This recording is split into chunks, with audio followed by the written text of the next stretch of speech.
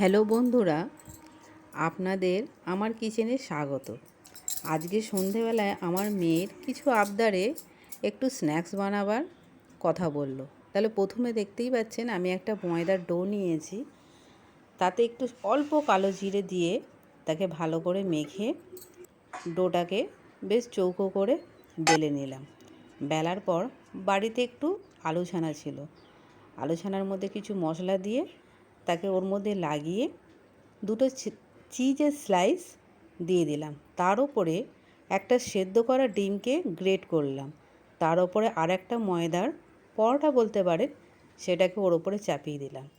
তারপরে ছুরি দিয়ে ছোট্ট ছোট্ট পিস বানিয়ে নিলাম, তাতে কাঁটা চামচ দিয়ে ধারগুলো একটু মুড়ে নিলাম। তারপর একটা সসপ্যান বসিয়ে দিয়ে অল্প সামান্য একটু তেল দিয়ে দিলাম। তেল এবারে গরম হলেই ছোট্ট ছোট্ট যে পিসগুলো আমি কেটে রেখেছিলাম সেইগুলো দিলাম। এবার ঠিক ভাজা ভাজা মতো এপিট ওপিট করে ভেজে তুলে নিলাম।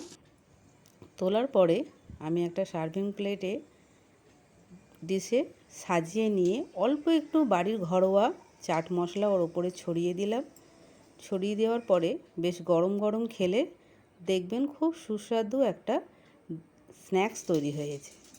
আশা করি আপনাদের এই রেসিপিটা ভালো লাগলে অবশ্যই চ্যানেলকে লাইক সাবস্ক্রাইবার করবেন আর একটা রেড হার্ট দিয়ে দেবেন।